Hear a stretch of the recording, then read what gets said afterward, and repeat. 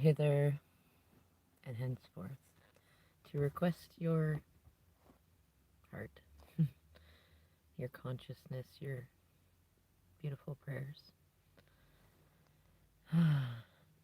I almost just called this one let's see what day, I think it's day 33 or day 32 of 40 days and 40 nights. Capricorn, Venus and Capricorn retrograde. Though something said, no, you know what? Just make this a simple one. Kind of reminds me too, I remember before my kids were born, I'd think about my DM all the time. And I'd do that thing. I got it from Pinocchio, to be quite honest, but I looked it up and it was a thing that people used to do. That whole, when you see that first star of the night, starlight, star bright, first star I see tonight. I wish I may, I wish I might have the wish I wish tonight. Right? It's funny because it's such simple magic, and it's sympathetic magic too, if you know your magic. And I'm thinking about my Joey tonight, my little 10-year-old, and my Eamon. Hello, Aya. Yeah, wishing on stars. I'm thinking about my 10-year-old Joey and my 16-year-old Eamon. And both of them, they deserve so fucking much. From all of us adults around, but I want to be able to give them something, you know?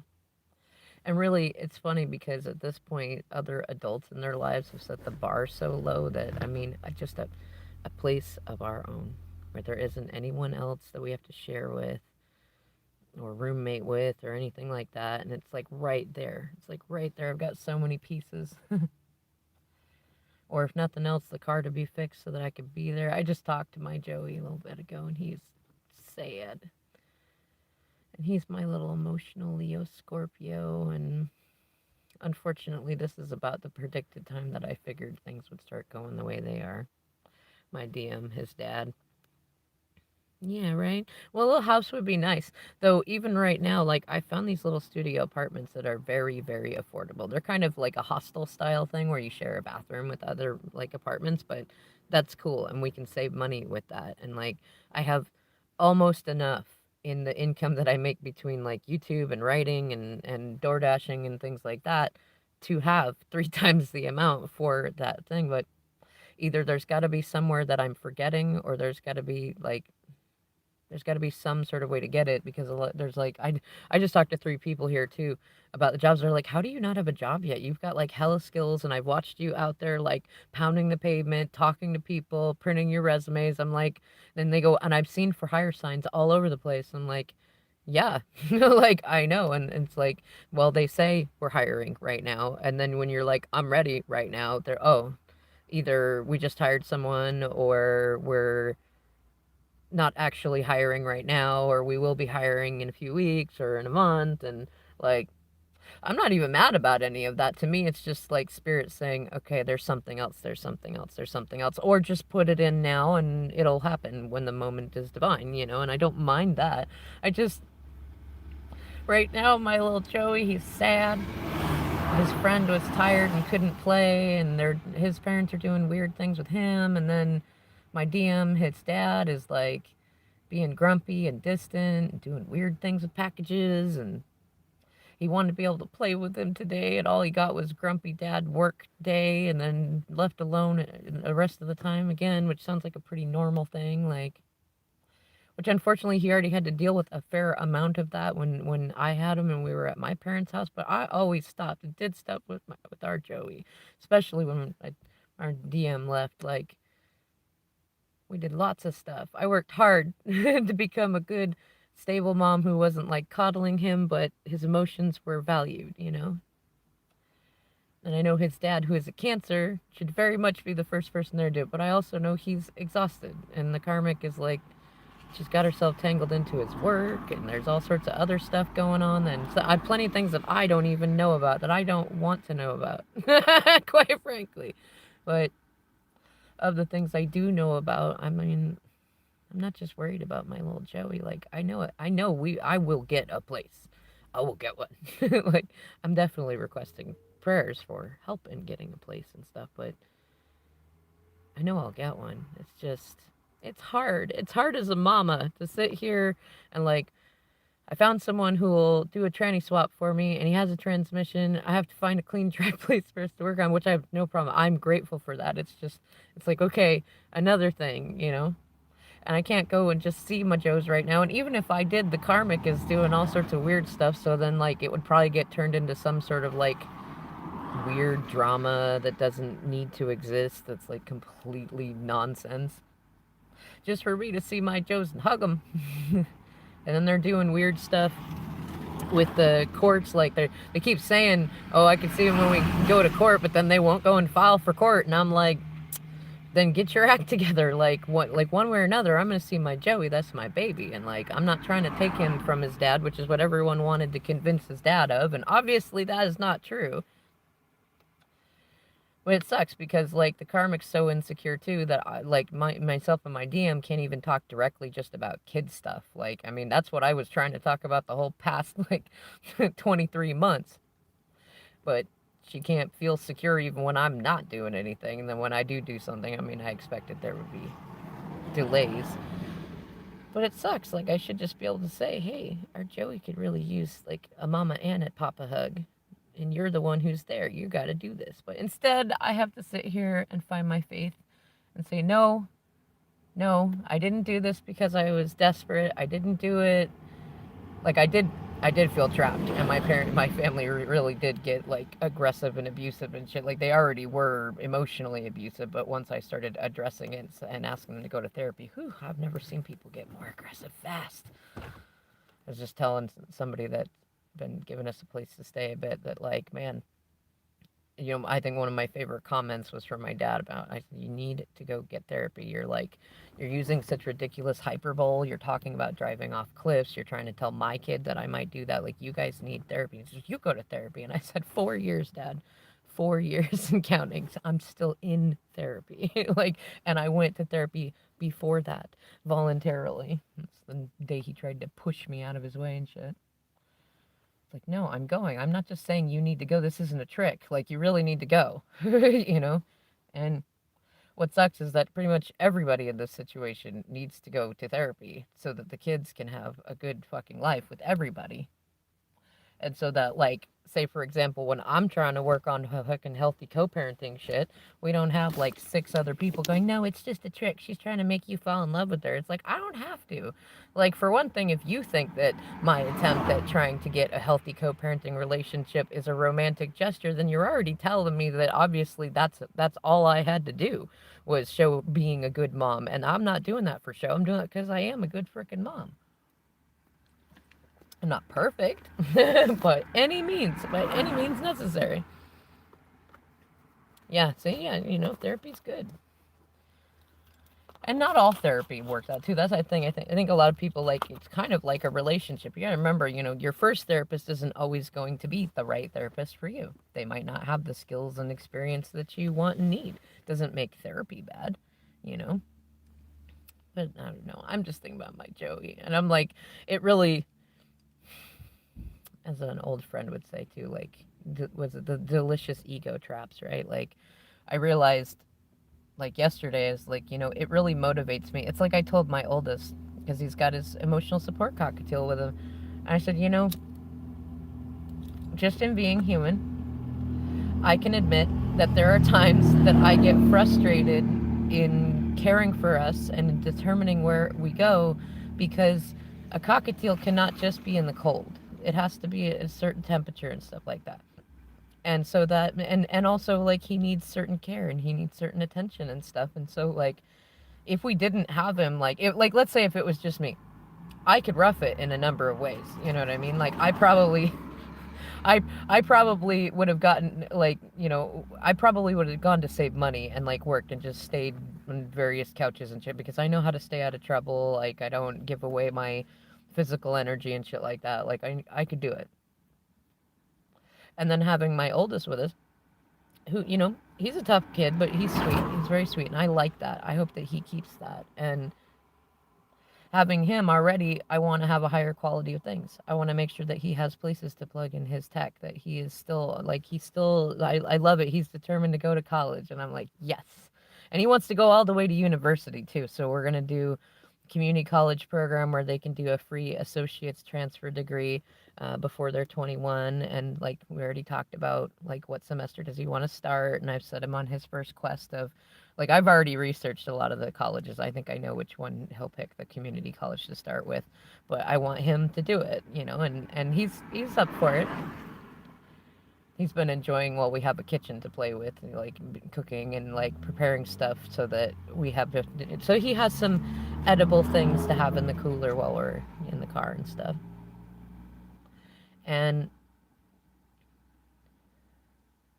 I love that. I love everything about that. And I want to, you know, I try to fight for a higher quality of things that way.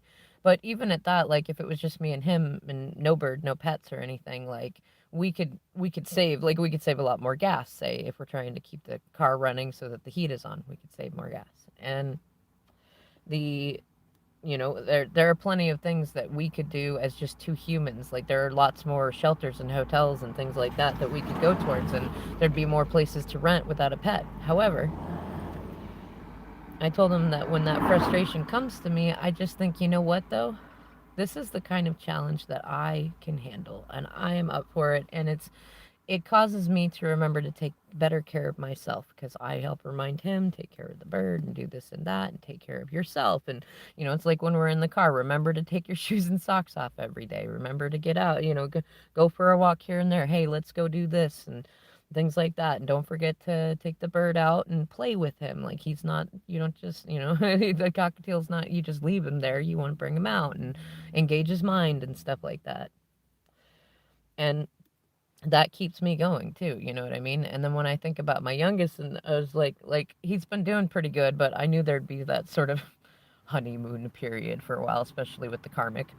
And it did not even last as long as I thought it would, but I was feeling like we would start getting to this point because psychologically they say every 3 months, like if you've been wearing a mask, if you've been like placating, pretending to be something else, or trying to make yourself into someone that you're not, or you have just a lot of bad habits that you've not actually faced, you like swept them under the rug, they all start to come out at about every 3 months. And you have like that fourth month ish that it's just like frustration and resentment start coming out and shit. And then you get towards that fifth month and it's like, kind of stuff. And, but I remember too, like when I mean, it wasn't an easy choice to even ask my kids if they would like to go and stay at their dad's.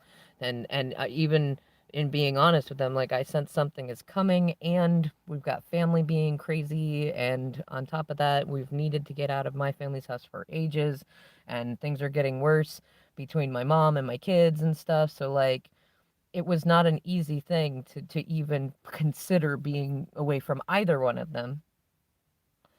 And then, you know, when it turned into that my youngest wanted to go and that they weren't, Karmic was not willing to make room in her house. So that my DM, you know, their dad was like, he was happy to make some concessions. It wasn't a lot of concessions. It was just some things for our oldest autism and stuff.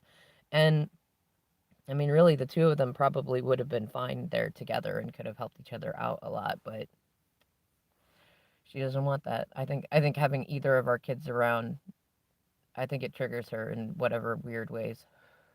But you know what? They want to be connected to their dad. Even as jerky as he has been sometimes. Like, that's dad, you know? And I agree with that. And I know he wants to be connected with them, and I want them all connected. But when I asked if they wanted to go, their youngest did want to go, especially because things were not okay with my family. Like, he'd be the first one to tell you. And I knew that there would likely be time and distance, and like depending on what happened on my end in terms of getting a space, and we see, you know, the track that things have traveled on. So it's one of those, I don't know, you know, I wouldn't have done it if I couldn't have found absolute trust in my heart and soul and mind for my DM, their dad. And as I told many of the pirates who like kept going, he'll fuck it up. I'm like, yeah, he will, a lot. But you know what? Fucking it up is how you learn, you know. And not always, but sometimes that's how we begin our learning, how we begin our healing, how we become whole. First, we fuck it up a lot, and then we start to improve.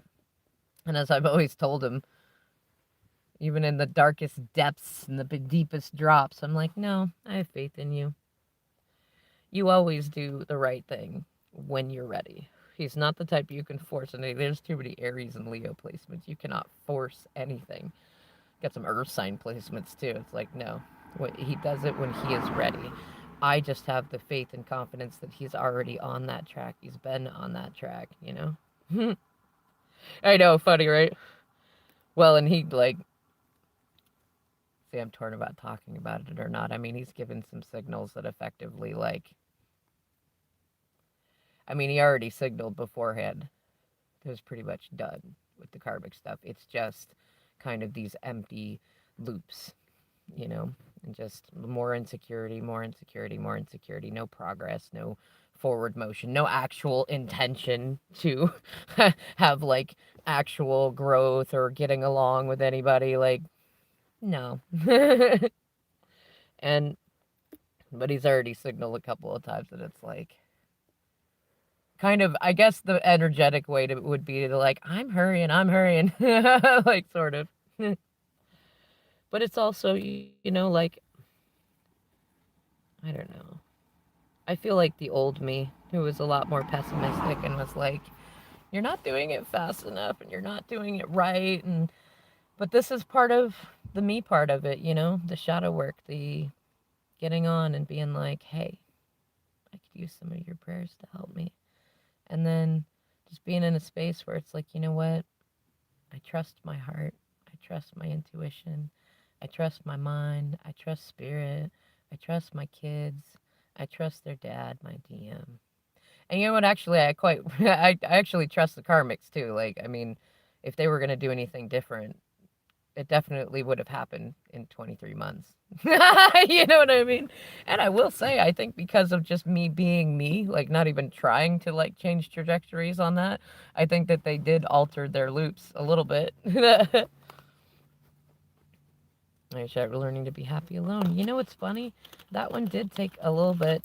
I think the thing that the irony is that I wish the gal that that I worked through a lot of that shadow work with had been in a place where we could have talked about the releasing of it more, but I mean, it was where it was. But well, what I will say is one of the best ways to start to work on being happy, being grateful, and being, and first of all, stop saying alone. Like that word has so much stigma to it. Say independent. Like think about the, just like say it to yourself. Like there's a big difference between being alone and being independent. You see what I mean? Like there's a difference in that energy and the way that you talk to yourself about it. It really makes a big difference, even if it's only a couple of words difference, you know? Because like, yeah, like whenever I say like, oh, I like being alone or I am alone or this or that and things like that, it doesn't feel right. And it's because it's not. And, you know, it's kind of like, what is it? I've had a number of pirates be like, you got to stop asking for help from people, do everything yourself. And what makes me laugh is it's like, that's such an unhealthy way to look at life. Like, I'm not saying that I should be able to just ask people, well, I mean, I don't know if I can I have money? You know what I mean? Like, if I could do that and people just give me money, that'd be awesome. I'm not going to turn that away. However, what I think about is very simply like, no wonder you are in such a resentful place that you would say something like that to me, like knowing why I'm asking and what is going on. And obviously it's extenuating circumstances. It's not just like, I don't know. It makes me laugh though, because I think about like, how do you get along in life thinking that you have to do everything alone? Like I took a bus today and like, I mean, paying for the bus and everything else was on me, but I talked to the bus driver, you know, like, and that guy was driving the bus. So, like, that's somebody helping me in a way, you know. I just went down to the bar to check on another job, and, like, another person gave me a lead to another job that I could check on tomorrow, you know, like, that's somebody helping me. You know what I mean? Like, you can't go through life and not have interactions with other people. And my point in that, to digress, is that you're always going to have, like, you're always going to be working with other people, unless you want to go be a hermit in the woods and not have any, any modern technology that would connect you to people, which is fine. There are people that do that and they are just fine at that. But if you want to have any sort of interactions, yeah, right, yeah, any sort of interactions with other, with the rest of the world, then you're never alone. And even people who go into hermit mode and like live in mountains and stuff, they're not alone either. They have themselves and they have spirit. And oftentimes they have animals and they have the woods and the trees. Like there's living beings everywhere. Like you're never alone. And even lonely, like a lot of times loneliness comes from desperation energy and it comes from attachment traumas. Like if you were left alone a lot as a kid or a teen, or being in relationships where you get left alone a lot, and or even on the opposite end, like maybe you have had a life that's been so filled with people, and or relationships that like you ended up being alone to like prevent trying to get hurt, prevent any pain, right?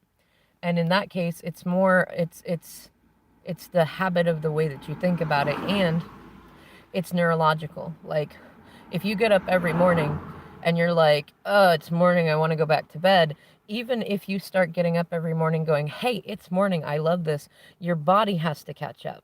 Like your body is used to you getting up and going, oh, it's morning, like, and being in a bad mood about it because neurologically it has an effect, right?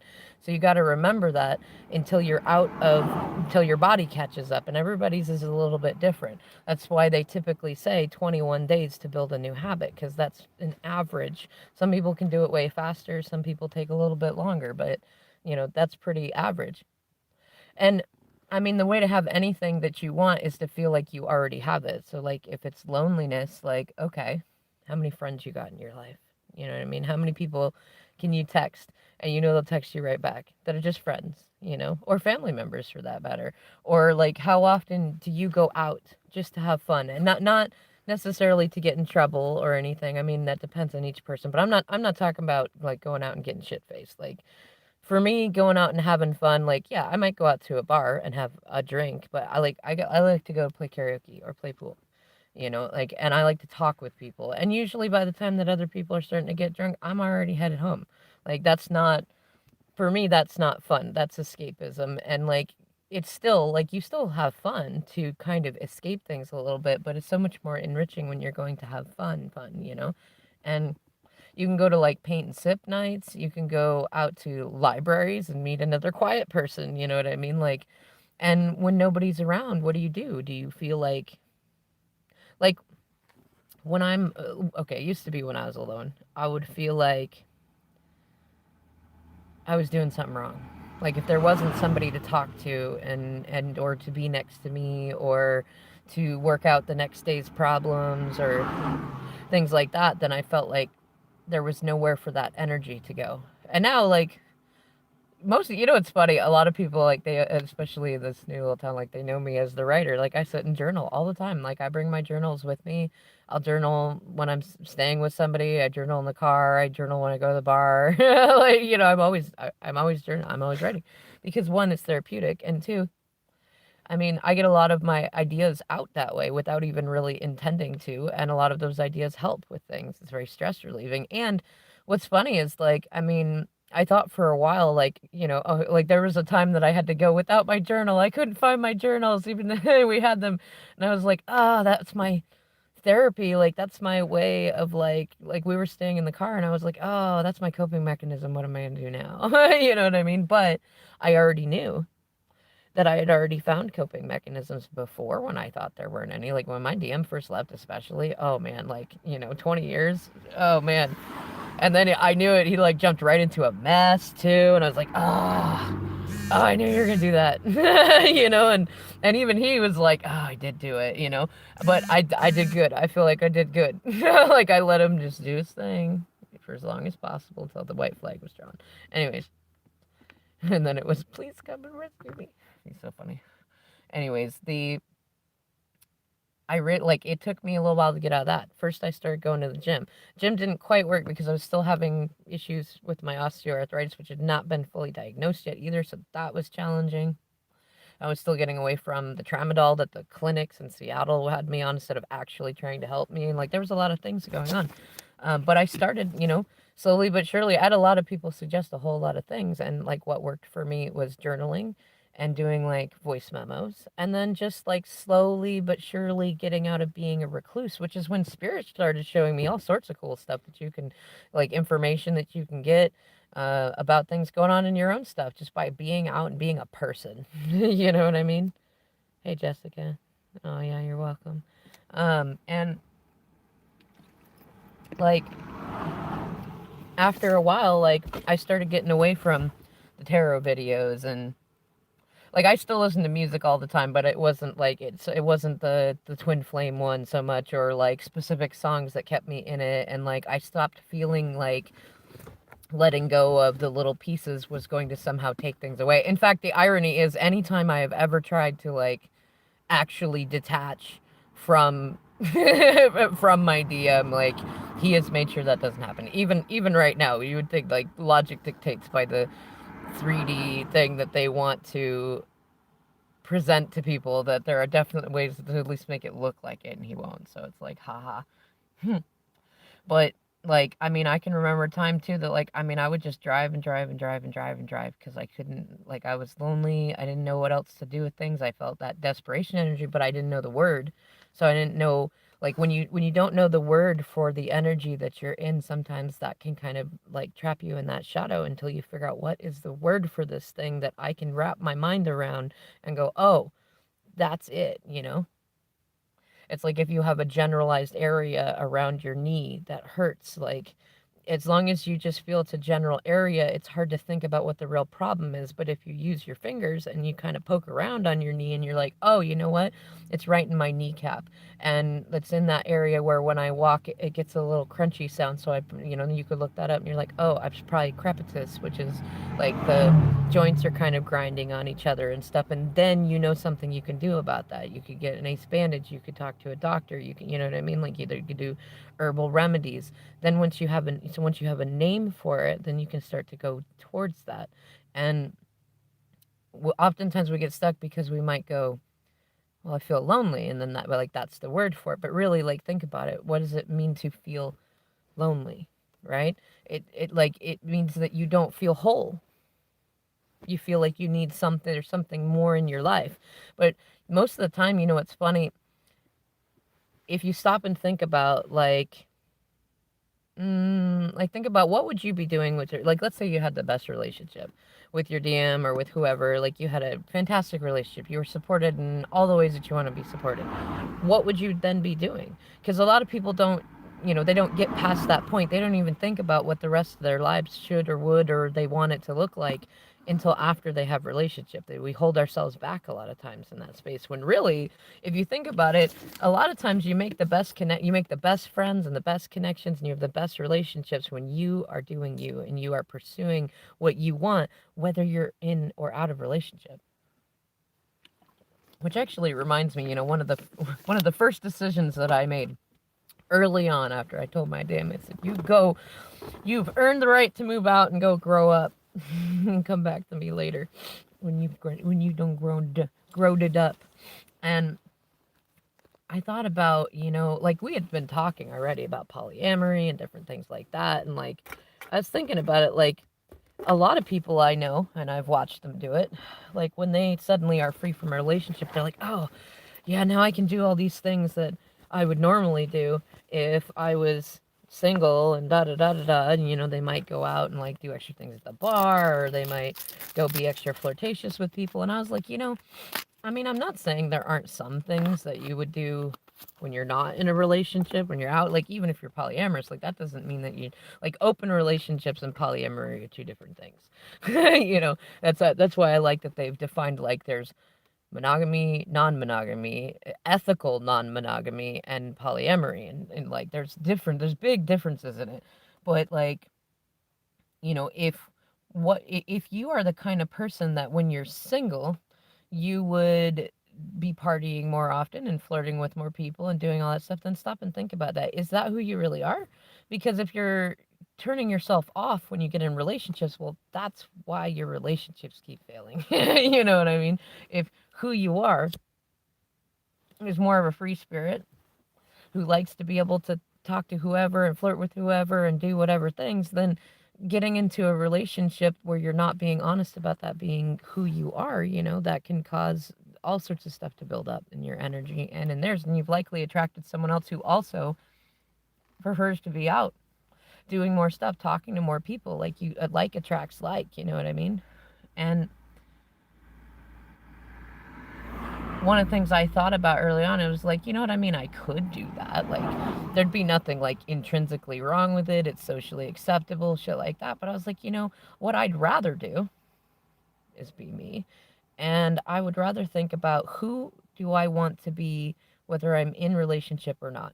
Because that to me was the thing. Like, I could see what other people typically do. They got one persona when they're single and another when they're in relationship, and both are pieces of who they are, but they're constantly clashing between all of it. And I'm like, I want to feel in union with myself, you know what I mean? I want to be the type of person that I'm the same in relationship as I am outside of a relationship. Whether that be a friendship or a romantic relationship or a family relationship, I want to be authentic about it. And I did. I started working on that. And I'm really glad to be able to talk to other people about that too, because some of the stuff that helped was stuff like loneliness. Because if you're lonely outside of a relationship, the truth is you're probably going to be lonely in a relationship too. Because we often, we go to relationships, whether they're friendships or romantic or anything, or even sometimes relationships with our kids. And we go to them because we don't feel whole as who we are. Like, we feel like if we've gone too long doing a thing alone, or we don't have, like, we're not, uplifted on the chariot by the crowd, that there's something lesser about us. And we're going to feel that way no matter where we live or where we go or who we talk to. You could start over in a million towns, with new people who don't even know you, so they can't hold you back in the old vibrations. And if you don't decide that you want to grow in those ways and you don't get to a space to where you feel whole, just independent, just on your own, you don't feel like, yeah, you know what?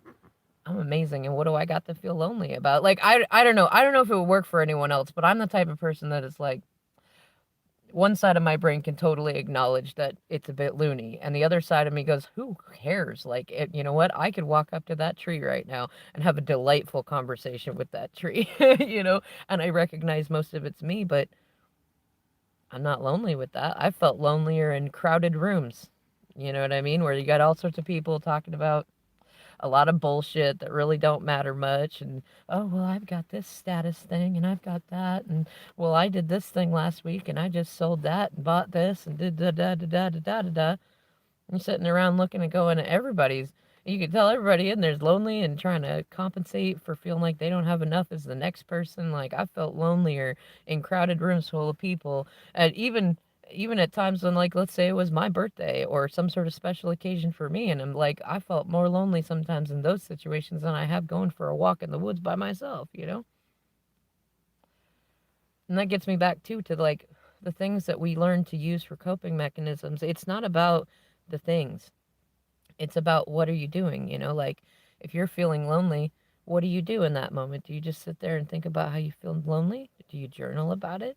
And if you journal about it, do you retell the story? Like, do you let yourself have it a little bit, really explore that loneliness, or do you just shut it down?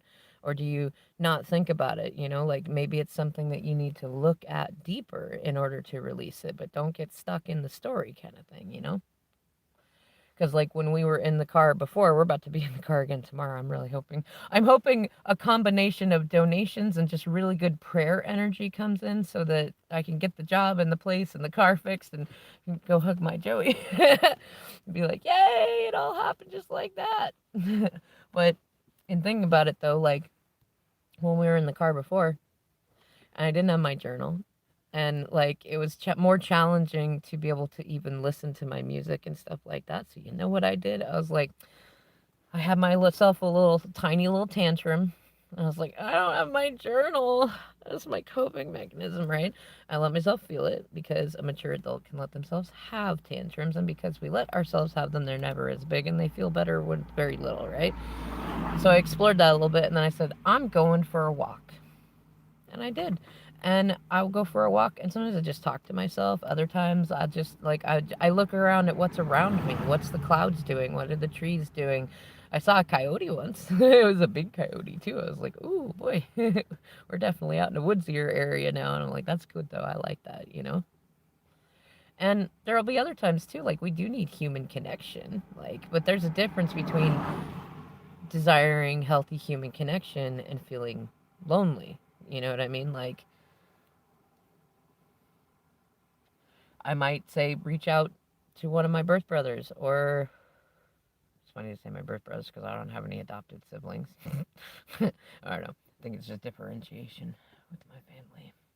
That's a tale. That's a tale to continue at a different time. But I don't know. You know, you could take pretty much anything of it, anything that you're working on. I think that was my point in the beginning when I was talking about stuff with my youngest kiddo. Like, I could be mad. I could throw fits. I could go and like demand he be with me even in the car and stuff like that. Heck, technically, until we go to court or some sort of parenting plan's put in, he's still in my custody, even though he's with his dad and stuff. So I mean, like, I'm not worried on that end. It's just I don't like that his emotions are not being tended to. That was the whole problem that we had over the past 23 months. Was like you have to help them emotionally as well as physically. It's not just put a roof over their heads and tell them to stuff it. Like that's the way of prior decades that are way outdated that we were all traumatized by. Like you got to do more than that. You got to be a full parent, you know. And but I mean, I could be mad, you know. I could be like everybody else. I could be like all the pirates and karmics and be like, "You're fucking it up." No, no, no, no, no, no, no. But you know what?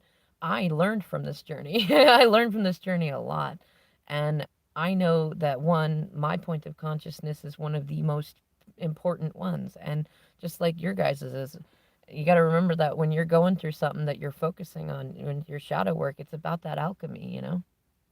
Like when I find myself in a low space or when I'm like, I really want to go to him right now or I want to say something to somebody that might be big, I stop and I go, wait a minute. I chose to have faith in this. And I know that I thought about it for a very, oh man, that's funny. Got dark for a minute. I know that I'm very smart. I'm very intuitive. I am divinely protected, and so are my kids. And I don't make stupid choices. It's very rare. I'm not saying I never make a mistake. It's just I don't make stupid choices. I especially don't with my kids. And then it comes back to the me and me thing, which is I guess where I'm trying to go with this too. Whether it's loneliness or your twin flame or business or anything, like it always comes back to the relationship with you and you. Okay, so like when I get to those spaces where I feel anxious or I feel upset or anything, I stop and I remember my relationship with myself because it isn't so much about trusting others, it's about trusting myself, you know, and that's something I had a hard time with for a long time. And it was a large part of why I felt lonely and why I felt desperation, energy, and things like that. And I realized, you know, most of that was from the conditioning from my family growing up, that like the voices in my mind were theirs. And the more I really learned to recognize that, the easier it became to look at my own self talk and realize one, I have a choice. I could continue to keep talking to myself the way that others talk to me or about me. Or I could say, you know what? Fuck that shit. You know? And so far, like just the turnaround on where we're at right now, like I was telling my oldest, I was like, look, we might have another week or two, a little bit of you know, not roughness, but just like I don't have a new friend for us to stay with right now. I don't, you know, I'm looking at the connections that I have and things that I can try, and you know, I keep going. You know, it's funny actually. he told he had a friend ask him I think yesterday about like it's funny, what kind of homeless are you was the first question, and is there anything I can do to help, and I mean it's a it's another teen and they're in another state, so there's not a whole lot that they can do, but I'm laughing because my almost 17-year-old, and he's incredibly intelligent. He is on the spectrum a little bit though, but I love him because he's honest, and like he told his friend, he goes, we really just need a place of our own. Like that's all we really need, like he's confident. I've talked to him about it. I'm like, what are you worried about? And he's not, he's confident that I can help us make sure that his bird survives at least as long as humanly possible. He knows I will not give up on that. Heck, I turned his backpack into like a baby carrier and like fixed his coat up and shit so that if we had to walk through the snow with that thing, I was like, he's gonna make it. He might be pissy at me when we're done, but he's gonna make it. And then we managed to get a ride, so we didn't have to do all of that, but we were ready, and I made sure of that. And like that sort of thing right there, like that tells me how I'm doing. You know what I mean? If my kiddo was like, oh my gosh, it's going to be crazy and this is bad and I'm worried, well, then I got shit to work on. You know what I mean? But I know that that wasn't a way that that's always been me underneath the shadows, underneath the heavy energy. I've always been this person. This is what my DM fell in love with. This is what makes me laugh.